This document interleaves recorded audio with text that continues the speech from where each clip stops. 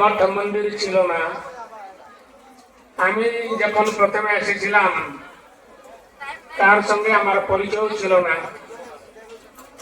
আমি কিভাবে আসলাম অত দূর থেকে, উড়িষ্যা অত দূর থেকে আসলাম এই ধর্মনগর, একটা ত্রিপুরা একটা ছোট রাজ্য, তার ভিতরে ধর্মনগর একটা ছোট জায়গা, অত ভিতরে। যে সময় আমি আসিছিলাম সে সময়ে ধর্মনগর থেকে আগরতলা পর্যন্ত ট্রেনেও ছিল না, বসে আসা যাওয়া হয়। হ্যাঁ, তো এখন তো ট্রেন কানেকশন হয়ে গেছে, আসা যাওয়ার সুবিধা হয়ে গেছে। তো আমি যখন এলাম আমি দেখলাম বিভিন্ন সম্প্রদায়ের প্রচার আছে। রাম ঠাকুর প্রচার আছে, অনুকূলচন্দ্র প্রচার আছে, স্বরূপানন্দের প্রচার আছে, গৌড়ীয় সম্প্রদায়ের প্রচার আছে, কাটিয়া বাবা তারও প্রচার আছে। কিন্তু আমাদের কিছু প্রচার নেই। আমাদের অনেক লোক আছে, সারা ত্রিপুরাতে প্রায় 13 লাখ নাথ আছে, কিন্তু আমাদের প্রচার নাই, মঠ নাই, মন্দির নাই, গুরু নেই, কিছু নেই। তো এই জন্য নাথ ধর্ম সম্পর্কে লোকের নলেজ নাই। আমি যখন আগরতলা প্রথমে আসলাম, ভাষণ করলাম, সবাই শুনলো আমার ভাষণটা। শোনার পরে তারা বলল, আমরা তো নাথ ধর্ম সম্পর্কে কেবল ওই বলাল সেন চরিত্রটা আমরা জানি, কিন্তু নাথ ধর্ম অত বড় ধর্ম, অত প্রাচীনতম ধর্ম, সারা দেশে বিদেশে আর খ্যাতি আছে, অনেক মঠ আছে, মন্দির আছে, হরিয়ানা, রাজস্থান, পাঞ্জাব, উত্তরপ্রদেশ ইত্যাদি ইত্যাদি জায়গায়। আমরা এটা জানি না, আজই জানলাম। তো একজন বয়স্ক লোক আমাকে জিজ্ঞাসা করলো, আপনি কি করতে চান আগরতলায়? আমি বললাম, আমি একটা মন্দির চাই। একটা মন্দির হলে মন্দিরটাকে কেন্দ্র করে আমি ধর্ম প্রচার করব। তারা বলল, ঠিক আছে, আমরা আপনার ইচ্ছা পূরণ করব। তো আগরতলায় কমিটি গঠন হলো, পয়সা কালেকশন হলো, জায়গা করতে হলো, মন্দির হয়ে গেছে, ভব্য বহুত বড় মন্দির হয়ে গেছে। দ্বিতীয় মন্দির হলো ধর্মনগর। ধর্মনগরে সুন্দর মন্দিরটি হয়ে গেছে। এখানে আমাদের বিভিন্ন কার্যক্রম এখানে হয়। এখানে শিববাড়ি আছে, আমার গোরখনাথ মন্দিরও হয়ে গেল। এটা একটা তীর্থস্থলে পরিণত হয়ে গেল। তো এই যে পদ্মপুর, ধর্মনগরে পদ্মপুর, এটা একটা আখড়ার জায়গা। তো মন্দিরটা আমি যখন আসলাম প্রথমে মিটিং, তো আখড়া আরেকটা জায়গায় আখড়া আছে, আখড়াতে আমি মিটিং করেছিলাম। এখন তো আমাদের মিটিং এখানে হয়, প্রচার প্রসার হয়ে গেছে, অনেক লোক দীক্ষা নিয়েছে, শিষ্য হয়েছে। হ্যাঁ, আরো প্রচার হবে, আরো প্রসার হবে। এখন মন্দির রানীর বাজারে মন্দির হয়ে গেছে, খোয়াইতে মন্দির হয়ে গেছে, বিশালগড়ে মন্দির হয়ে গেছে, কাঞ্চনপুরে একটা কালীবাড়ি একজন দান দিয়েছে আমাকে, সেখানে আমাদের কার্যক্রম হয়। এই ধীরে ধীরে প্রচার ও প্রসার চলছে। আমি বাংলাদেশে গেলাম, আমি যেভাবে প্রথম নাথ গুরু এখানে ত্রিপুরাতে ধর্ম প্রচার করলাম, সেইভাবে আমি প্রথম নাথ গুরু দেশ বিভাজন হওয়ার পরে 1947 পরে আমি প্রথম নাথ গুরু ওই বাংলাদেশে গিয়ে ধর্ম প্রচার করলাম। বাংলাদেশে বৈষ্ণব ধর্মের প্রভাবটা খুব বেশি, বিশেষভাবে ইস্কন প্রভাবটা বেশি। প্রত্যেক ব্যক্তি বৈষ্ণব ধর্মেই দীক্ষিত, গৌড়ীয় বৈষ্ণব ধর্মে দীক্ষিত। হ্যাঁ, গীতা পাঠ হয়, ভাগবত পাঠ হয়। গীতা ভাগবতের প্রচারটা খুব বেশি আছে বাংলাদেশে।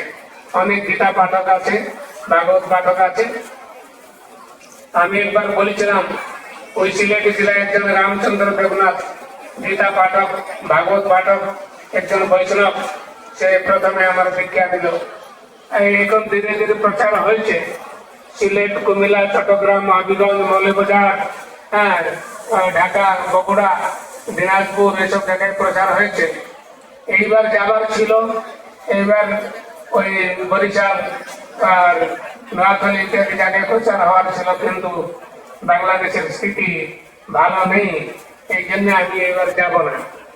এই আমার কাছে যে বসেছেন তার নাম হলো সঞ্জয় নাথ। সে সঞ্জয় নাথ একজন গভর্নমেন্ট সার্ভেন্ট ছিল, হেলথ ডিপার্টমেন্ট কর্তব্যরত ছিল, এখন রিটায়ার্ড। তার বাড়িটা হলো এই করিমগঞ্জ নদী পার হলে উসপার জকিগঞ্জ। সে তার এন্টার পরিবার আমার শিষ্য। সে আসছে, তার ছেলেও আসছে এখানে, দুইজন এসেছেন। হ্যাঁ, সে আমার শিষ্য। সে বাংলাদেশে প্রচার প্রসার করে। তো যেরকম বাংলাদেশে প্রথম প্রচার করলাম, সেইভাবে এখানে আসাম ত্রিপুরায় আমি প্রচার প্রসার করলাম। এখন তো একটা ভালো স্থিতি আসে গেছে ত্রিপুরাতে। ত্রিপুরাতে তো আগে কিছু ছিল না, এখন একটা ভালো স্থিতি আসে গেছে। আর একটা সাজেশন, ঋষিকেশ আছে, ঋষিকেশ আছে, চলে গেছে। আচ্ছা, মানে আগরতলায় কিছু লোক আমাকে সাজেশন দিল যে ধর্মনগরে তো আপনার অনেক শিষ্য আছেন, ধর্মনগর তো প্রতি বছর ভালো ভালো প্রোগ্রাম হয়, যদি একটা স্টেট লেভেল ত্রিপুরা নাথ সমাজ একটা কনফারেন্স এই ধর্মনগরে করা যায় তাহলে একটু ভালো হবে। হ্যাঁ, তো আমি বললাম তোমরা আগরতলায় করো না, আগরতলায় সেরকম পরিস্থিতি নেই, ধর্মনগরে এলে বললে ভালো হবে, আমরা আসবো। তোমরা চিন্তা করবে যদি সেরকম একটা সম্মেলন ভবিষ্যতে করা যেতে পারে, স্টেট লেভেল কনফারেন্স নাথ সম্প্রদায়। হ্যাঁ, আচ্ছা, তো এই যে ধর্ম প্রচার হলো, আমাদের ধর্মটা বহুত প্রাচীনতম ধর্ম। যে সময় গৌড়ীয় বৈষ্ণব ধর্ম ছিল না, সে সময় আমাদের নাথ ধর্ম ছিল। যে সময় কবীর দাস, তুলসীদাস, গুরু নানক ছিলেন না, সে সময় আমাদের ধর্ম ছিল। আমাদের ধর্মটা বহুত প্রাচীনতম ধর্ম, অনাদিকাল থেকে আছে। ভগবান শিব থেকে আমাদের ধর্ম আরম্ভ। এই জন্য আমাদের যে প্রার্থনা বইটা আছে তার প্রথম শ্লোক হল সদাশিব সমারম্ভাম গোরক্ষনাথ মধ্যমাম। সদাশিব সমারম্ভা মানে সদাশিব ভগবান শিব আমাদের ধর্মের সংস্থাপক। ভগবান শিব থেকে আমাদের ধর্ম প্রারম্ভ। গোরক্ষনাথ মধ্যমাম, গোরখনাথ মাঝখানে এই ধর্মটাকে প্রচার প্রসার করলেন। আমার গুরু পর্যন্ত অষ্টদাচার্য পর্যন্ত, আমার গুরু পর্যন্ত এই সম্প্রদায়টা সম্প্রসারিত হয়েছে। শিবের থেকে আরম্ভ, গোরখনাথ দ্বারা প্রচারিত, আর আমার গুরু পর্যন্ত সম্প্রসারিত এই যে ধর্ম, লম্বা পরম্পরা, এই পরম্পরাকে আমি নমস্কার করি। এটা প্রাচীনতম ধর্ম। তারপরে বিস্তার, এই ধর্মটা অত বিস্তার লাভ করেছিল প্রাচীনকালে। এই ত্রিপুরা একটা ছোট রাজ্য, এখানে অত নাথ আছে, বাংলাদেশে অনেক নাথ আছে, সেইভাবে আসামে আছে, উড়িষ্যা, বেঙ্গল, হরিয়ানা, রাজস্থান, পাঞ্জাব, প্রত্যেক রাজ্যে নাথ সম্প্রদায়ের লোকেরা আছে। অনেক নাথ আছে, অত নাথ আছে, অন্য সম্প্রদায়ের অত বিস্তার লাভ করে নাই যত নাথ সম্প্রদায়ের বিস্তার হয়েছে। নাথ সম্প্রদায়ের বিস্তার কেবল ত্রিপুরা আসামে নয়, কেবল ভারতবর্ষে নয়, নাথ সম্প্রদায়ের প্রচার আফগানিস্তান, পাকিস্তান, বাংলাদেশেও প্রচার ছিল। China, Japan, Malaysia, Singapore, Burma, Nepal, Bhutan, এই সমগ্র এশিয়া মহাদেশে নাথ সম্প্রদায়ের প্রচার ছিল। এখন তো আজকাল আধুনিক যুগে বিদেশে প্রচার হয়। এখন ইতালিতে গোরখনাথ মন্দির হয়ে গেছে, অস্ট্রিয়াতে গোরখনাথ মন্দির হয়ে গেছে, প্রচার হয়। সাউথ কোরিয়া, রাশিয়া, ইউক্রেন, এই তিনটা দেশে এখন নাথ সম্প্রদায়ের প্রচার হয়। নাথ সম্প্রদায়ের সাধুরা সেখানে গিয়ে ধর্ম প্রচার করে। তো নাথ সম্প্রদায় এরকম প্রচার হয়েছে। আর নাথ সম্প্রদায় তোমরা যারা আজ দীক্ষা নিল, উপনয়ন নিল, এই উপনয়ন যারা নিল, আমি বলে দিয়েছি এটা সামান্য সূতা নয়, সামান্য সূত্র নয়, এটা হলো যজ্ঞ সূত্র। যজ্ঞ মাধ্যমে তোমাকে দেওয়া হলো যজ্ঞ সূত্র। এটাকে ফেলবে না। পেশাব পায়খানা গেলে কানে পয়টা দিবে, ওই পয়টা দান করলে গায়ত্রী মন্ত্র জপ করতে হয়। আমি তোমাকে বলে দিয়েছি এখানে একটা বই দোকান খোলা গিয়েছে, বই দোকানে প্রার্থনা বই আছে, যোগাশ্রম প্রার্থনা, প্রার্থনা বইটা নিবে, এটা অত্যন্ত আবশ্যক। প্রার্থনা বইতে শিব বন্দনা আছে, গোরখনাথ বন্দনা, গুরু বন্দনা আছে, অনেক মন্ত্রও আছে, গায়ত্রী মন্ত্র, মহামৃত্যুঞ্জয় মন্ত্র ইত্যাদি ইত্যাদি আছে। প্রার্থনা বই একান্ত আবশ্যক, একটা বই দিবে। যারা দীক্ষা নিল তাদের জন্য আবশ্যক, যারা অধিকৃত অন্য গুরু দ্বিতীয় তাদের জন্যও আবশ্যক, এই বইটা নেবে। তারপরে ফটো, গোরখনাথের ফটো, আমার ফটো নিয়ে নিবে, এই বাড়িতে রাখবে, খুশিতে পূজা করবে। আরো অনেক আছে, লকেট আছে, মালা আছে, বই আছে, তোমরা নিতে পারো, ইচ্ছা করলে নিতে পারো। হ্যাঁ, তো এইসব নিবে, বাড়িতে রাখবে, প্রসার করবে, পূজা করবে, এই করবে। ওইটা যারা নিল, ওইটার মূল সূত্র হলো, আমি আগেই বলেছি, ওইটার মূল সূত্র হলো তিনটা গুণ, মূল গুণ হলো তিনটা গুণ। তিনটা গুণ কেন না, আমরা সবাই তিন প্রকার ঋণী। পিতা মাতা কাছে ঋণী, গুরুর কাছে ঋণী, ঈশ্বর কাছে ঋণী। পিতা মাতা কাছে ঋণী, সেটাকে বলা যায় পিতৃ ঋণ। গুরু কাছে ঋণী, সেটাকে বলা যায় ঋষি ঋণ। ঈশ্বর কাছে ঋণী, সেটা বলা যায় দেব ঋণ। আমরা তিন প্রকার ঋণী। এই তিন প্রকার ঋণ চুকানোর জন্য আমরা এই পয়সা ধারণ করি। মানে প্রথমে পিতৃ ঋণ, যারা পয়সা ধারণ করলো তাদের প্রথম প্রতিজ্ঞা হলো পিতা মাতার সেবা করবে, পিতা মাতার আদেশ পালন করবে, এটা হলো প্রথম। দ্বিতীয় হলো গুরুর সেবা করবে আর গুরুর আদেশ পালন করবে। আমি বলে দিয়েছি, আমি আদেশ দিলাম মন্ত্র জপ করবে, তোমরা জপ করবে না, তাহলে এটা ঠিক নয়। গুরুজি আদেশ দিলেন, জপ और ধ্যান শিক্ষা দিলেন, যেটা প্রতিদিন অভ্যাস করবে। গুরুর সেবা করবে, পিতা মাতার যেরকম সেবা করবে, পিতা মাতার আদেশ পালন করবে, সেইভাবে গুরুর আদেশ পালন করবে আর গুরুর সেবা করবে। আর দক্ষিণা পাঠাবে, বাড়িতে কিছু শুভ কার্য হলে টেলিফোন করে আশীর্বাদ নেবে আর দক্ষিণা পাঠাবে। যারা চাকরি করো, যাদের ইনকাম আছে, যারা বিজনেস করে, তারা প্রতি মাসে পয়সা পাঠাইতে পারবে, তাহলে একটু ভালো হবে। কারণ আমি তো ধর্ম প্রচার করতে করতে আমি বুড়া হয়ে গেছি। আজই যে আমার জন্ম উৎসব হলো, এটা হলো 78। আগামীকাল জানুয়ারি 1 আমার 79 আরম্ভ হবে, আমার বয়স 79। আমি বুড়া হয়ে গেছে, আমার শরীর সুস্থ থাকে না। গত 3 মাস আগে আমার কিডনি অপারেশন হয়েছিল, আমি সুস্থ নয়।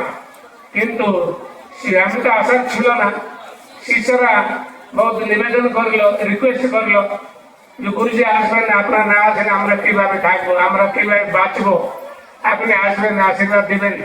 আমরা ঠাকুরের কাছে প্রার্থনা করি আপনি তাড়াতাড়ি সুস্থ হয়ে যাবেন। শিষ্যরা এরকম টেলিফোন করে, অনেক শিষ্যরা টেলিফোনে কাঁদে আমার জন্য। বিভিন্ন জায়গায় রুদ্রাভিষেক হয়েছে, বিভিন্ন জায়গায় মহামৃত্যুঞ্জয় মন্ত্র জপ করা হয়েছে, এখানেও ধর্মনগরেও হয়েছে। মহামৃত্যুঞ্জয় মন্ত্র জপ আমার আরোগ্যের জন্য। এখন আমার যে শারীরিক অসুস্থতা আছে, তার জন্য মেডিসিন লাগে, 7-8 হাজার টাকার মেডিসিন লাগে। তোমরা যারা চাকরি করো, যাদের ইনকাম আছে, প্রতি মাসে যদি 200, 300, 400, 500 কিছু পঠাবে একটু ভালো হবে। কিছু তো পঠায়, কিছু লোক আছে ধর্মনগরে, তারা পঠায়। আর তোমরা যারা নতুন দীক্ষা নিল তারাও পঠাইলে ভালো হবে। আর একটা কথা, আমি যে আশ্রমে আছি, সে আশ্রমটা হলো তোমাদের গুরুধাম। সে গুরুধামটা পরিচালনার জন্য তো পয়সা আবশ্যক হবে।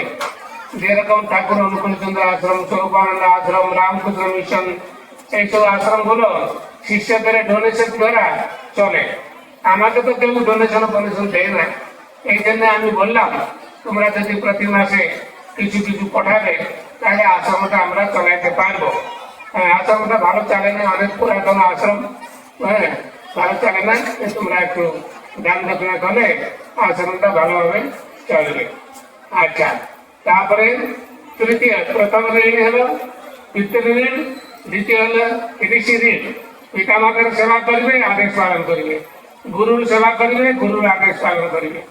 তৃতীয় হলো দেবঋণ, দেবতার কাছে আমরা ঋণী। দেবতার কাছে মানে ঈশ্বর কাছে আমরা ঋণী। ঈশ্বর কাছে কিভাবে আমরা ঋণী? না, এই যে চন্দ্র আর সূর্য, চন্দ্র সূর্য কে সৃষ্টি করেছেন? কোন মনুষ্য সৃষ্টি নয়। কোন বৈজ্ঞানিক চন্দ্র সূর্য সৃষ্টি করতে পারবে না। কোন বৈজ্ঞানিক একটা পৃথিবী সৃষ্টি করতে পারবে না, পৃথিবী সৃষ্টি করতে পারবে না। তাই জন্য কে সৃষ্টি করেছেন? না, ঈশ্বর সৃষ্টি করেছেন চন্দ্র সূর্য। কারণ আমাদের জন্য আলোক আবশ্যক। আলোক না থাকলে আমরা মরে যাব। ঈশ্বর আমাদের জন্য চন্দ্র সূর্য সৃষ্টি করেছেন। ঈশ্বর আমাদের জন্য পৃথিবীটা সৃষ্টি করেছেন থাকার জন্য। পৃথিবী না থাকলে আমরা থাকতে পারবো না। ঈশ্বর সৃষ্টি করেছেন পৃথিবী, আকাশ, বায়ু, অগ্নি, জল, পৃথিবী, এই পঞ্চ মহাভূত ঈশ্বর সৃষ্টি করেছেন। কোন বৈজ্ঞানিক সৃষ্টি করে নাই বা পারবে না। এই জন্য আমরা ঈশ্বর কাছে ঋণী। এই জন্য আমরা ঈশ্বরকে প্রার্থনা করব। আমি যে মন্ত্র দিলাম সেটা প্রতিদিন জপ করবে, ধ্যান করবে, তারপরে ঈশ্বরের ঋণ, দেবতার ঋণ তাছাড়া পরিশোধ হবে। তো ঈশ্বরের কাছে আমরা ঋণী। ঈশ্বর অত্যন্ত দয়ালু, অত্যন্ত কৃপালু। আমার জন্য সে সব করেছেন। এই জন্য ঈশ্বরকে প্রার্থনা করবো, ঈশ্বরকে ধ্যান করবো। আচ্ছা, এই হলো ওইটার ইয়ে। তারপরে দীক্ষা। দীক্ষা নিলে শরীরে শুদ্ধ থাকে, মন শুদ্ধ থাকে। দীক্ষা নিলে অনেক রোগ বেমার দূর হয়। দীক্ষা নিলে মানসিক শান্তি পাবে। দীক্ষা নিলে অনেক মানসিক টেনশন দূর হবে। দীক্ষা নিলে গুরুর আশীর্বাদ পাবে, গোরখনাথের আশীর্বাদ পাবে ও ভগবান শিবের আশীর্বাদ পাবে। তিনটা আশীর্বাদ পাবে। এই আশীর্বাদ পেলে তোমার পরিবারে শান্তি থাকবে, দুঃখ দূর হবে, সমস্যা দূর হবে। এই হলো দীক্ষার নিয়ম।